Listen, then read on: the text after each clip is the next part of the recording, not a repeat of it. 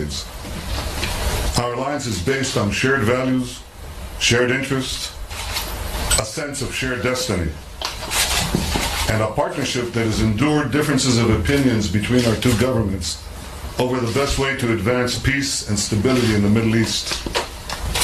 I have no doubt that our alliance will endure the profound disagreement we have had with the Obama administration and will become even stronger in the future. But now I must express my deep disappointment with the speech today of John Kerry. A speech that was almost as unbalanced as the anti-Israel resolution passed at the UN last week. In a speech ostensibly about peace between Israelis and Palestinians, Secretary Kerry paid lip service to the unremitting campaign of terrorism that has been waged by the Palestinians against the Jewish state for nearly a century. What he did was to spend most of his speech blaming Israel for the lack of peace by passionately condemning a policy of enabling Jews to live in their historic homeland and in their eternal capital, Jerusalem. Hundreds of suicide bombings, thousands, tens of thousands of rockets, millions of Israelis in bomb shelters are not throwaway lines in a speech. They are the realities that the people of Israel had to endure because of mistaken policies. Policies that at the time won the thunderous applause of the world. I don't seek applause. I seek the security and peace and prosperity and the future of the Jewish state. The Jewish people have sought their place under the sun for 3,000 years. And we're not about to be swayed by mistaken policies that have caused great, great damage. Israelis do not need to be lectured about the importance of peace by foreign leaders. Israel's hand has been extended in peace to its neighbors from day one, from its very first day. We prayed for peace. We've worked for it every day since then. And thousands of Israeli families have made the ultimate sacrifice to defend our country and advance peace. My family has been one of them. There are many, many others. No one wants peace more than the people of Israel. Israel remains committed to resolving the outstanding differences between us and the Palestinians through direct negotiations. This is how we made peace with Egypt. This is how we made peace with Jordan. It's the only way we'll make peace with the Palestinians. That has always been Israel's policy. That has always been America's policy. Here's what President Obama himself said at the UN in 2011. He said, peace is hard work. Peace will not come through statements and resolutions at the United Nations. If it were that easy, it would have been accomplished by now. That's what President Obama said. And he was right. And until last week, this was repeated over and over again as American policy. Secretary Kerry said that the United States cannot vote against its own policy. But that's exactly what it did at the UN.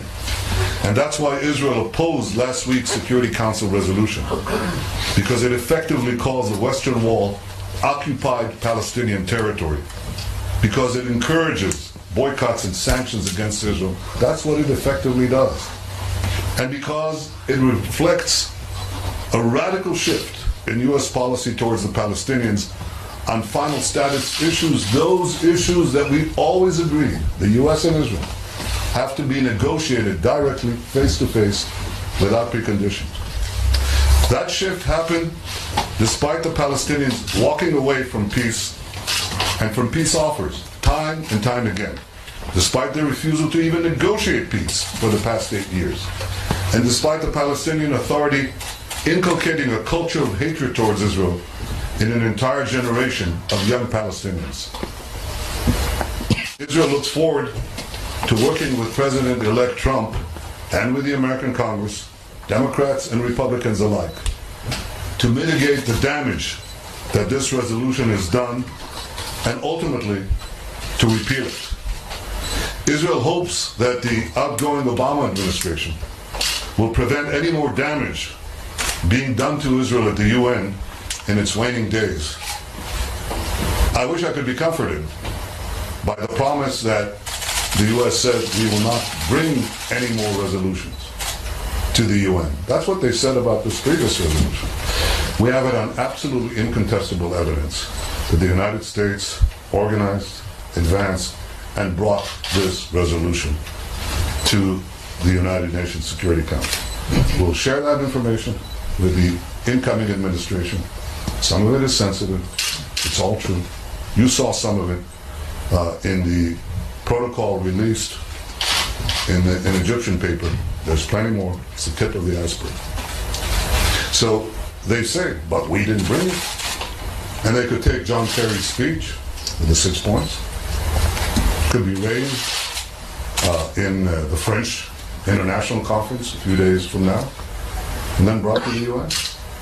So France will bring it, or Sweden, not a noted friend of Israel, could bring it.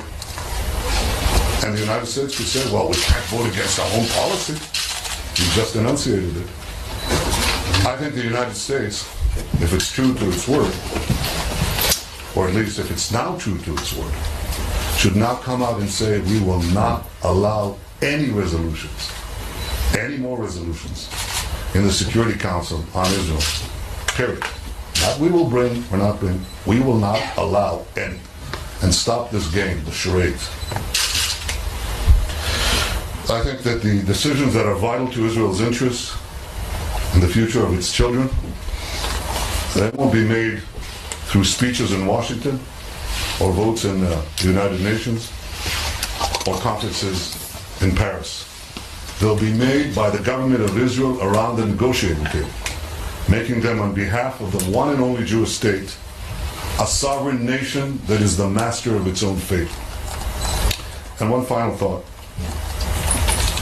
I personally know the pain, the loss, and the suffering of war. That's why I'm so committed to peace. Because for anyone who's experienced it, as I have, war and terror are horrible. I want young Palestinian children to be educated like our children for peace. But they're not educated for peace. The Palestinian Authority educates them to lionize terrorists and to murder Israelis. My vision is that Israelis and Palestinians both have a future of mutual recognition, of dignity, mutual respect, coexistence. But the Palestinian Authority tells them that they will never accept, and should never accept, the existence of a Jewish state. So I ask you, how can you make peace with someone who rejects your very existence? See, this conflict is not about houses or communities in the West Bank, Judea, Samaria, the Gaza district, or anywhere else. This conflict is, and has always been, about Israel's very right to exist. That's why my hundreds of calls to sit with President Abbas for peace talks have gone unanswered. That's why my invitation to come to the Knesset was never answered. That's why the Palestinian government continues to pay anyone who murders Israelis a monthly salary. The persistent Palestinian refusal to recognize the Jewish state remains the core of the conflict. And its removal is the key to peace. Palestinian rejection of Israel and support for terror are what the nations of the world should focus on if they truly want to advance peace. And I can only express my regret and say that it's a shame that Secretary Kerry does not see this simple truth. Thank you.